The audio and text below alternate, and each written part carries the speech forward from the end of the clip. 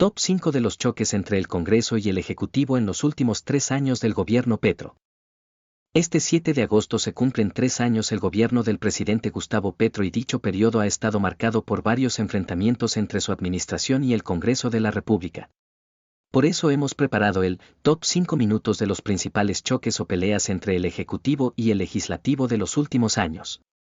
Quiebre de coalición. Petro da por terminada la alianza. El rompimiento de la coalición ocurrió el 25 de abril de 2023, un día después de que Petro provoca su primera crisis en el gabinete. Tras pedir la renuncia a todos los ministros, el quiebre se da por cuenta de la decisión de varias colectividades de no respaldar la reforma a la salud, lo cual hace que el jefe de Estado dé por terminada la alianza política. La coalición política pactada como mayoría ha terminado en el día de hoy por decisión de unos presidentes de partido, algunos de los cuales amenazan a la mayoría de su propia bancada, anunció el jefe de Estado. La decisión provocó que algunas cuotas que algunos partidos políticos tenían en el gobierno fueran removidas de sus cargos. En su momento, Petro dijo en una intervención pública que estaban burlando la decisión de los colombianos en las urnas que exigían un cambio por no apoyar las reformas. Amenaza de Asamblea Nacional Constituyente. Tras el hundimiento de las reformas sociales en el Congreso, la falta de apoyo para varias de sus políticas y el rompimiento de la coalición, el presidente Gustavo Petro advirtió sobre la necesidad de convocar una constituyente. Esto provocó una fuerte pelea con los sectores políticos que advirtieron que dicha propuesta violentaba el orden institucional del país.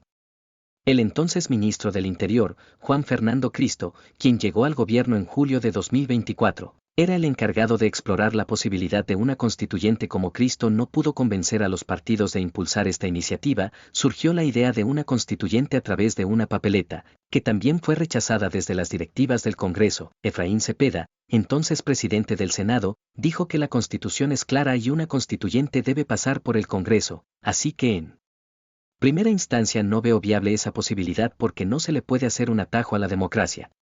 Conflicto por presupuesto general y reforma tributaria. Tanto el presupuesto general de la Nación del año 2025 como la reforma tributaria, los cuales se presentaron a mediados del año pasado, se hundieron en las comisiones económicas del Congreso. El presidente Gustavo Petro tuvo que sacar por decreto dicho presupuesto, que estaba desfinanciado y amarrado a una ley de financiamiento que, en palabras de varios congresistas, hubiera afectado el bolsillo de los colombianos y a las empresas generadoras de empleo. La tributaria se hundió tras aprobarse la ponencia negativa del senador Miguel Uribe Turbay, quien celebró esta decisión. Buenas noticias para los colombianos y sus bolsillos. Tumbamos la reforma tributaria que el gobierno quería imponer para aumentar el costo de vida, para destruir miles de empleos y afectar la economía, dijo. Hundimiento de la reforma laboral y decretazo de la consulta popular. Las mayorías de la Comisión Séptima del Senado, que ya habían hundido la reforma a la salud, hundieron también la reforma laboral tras considerarla inconveniente, lo que provocó un fuerte enfrentamiento con el gobierno nacional, que impulsó una consulta popular con 12 preguntas sobre los derechos de los trabajadores. Dicha consulta también se hundió en la plenaria del Senado, en medio de una controversial votación, lo cual ahondó más la confrontación entre el Congreso y el gobierno. El presidente Gustavo Petro y el ministro del Interior, Armando Benedetti, denunciaron que hubo fraude durante la votación, lo cual fue rechazado tajantemente. Todo esto propició el famoso decretazo de la consulta popular, que a su vez desató una avalancha de demandas y la emisión de una medida cautelar que suspendió sus efectos.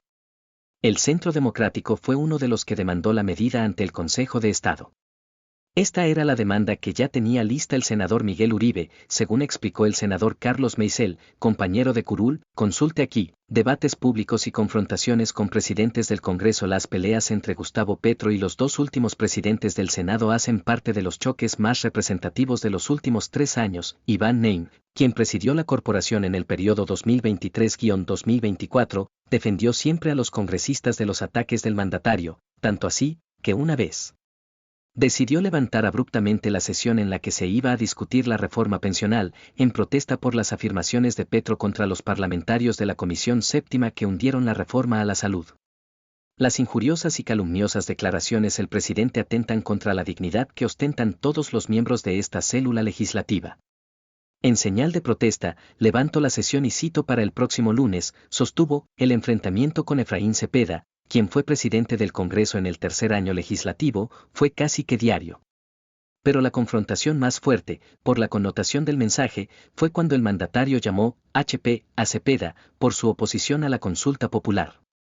Yo no digo groserías, pero quise decir mucho HP, dijo. La respuesta de Efraín Cepeda fue muy diplomática y dijo que ese HP significaba honor perenne a la labor institucional que hacen en el Congreso, pero sí cuestionó que el presidente Petro recurra a la grosería para atacar a quienes se le oponen. El presidente Petro aún no comprende la dignidad que ostenta y como si estuviera en una riña callejera, recurre a la grosería y a la bajeza.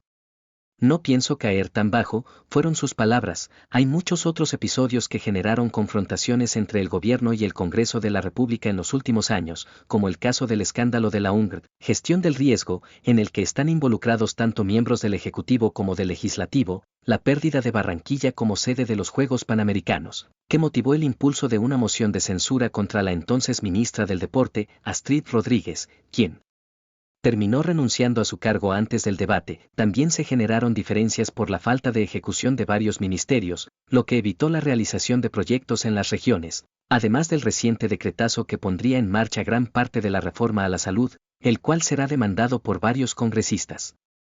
Para mantenerte siempre informado, suscríbete a nuestro podcast de la FM en RCN Mundo Go, Spreaker, Spotify y Apple Podcast o visita www.lafm.com.co. También encuéntranos en redes sociales como la FM Oficial.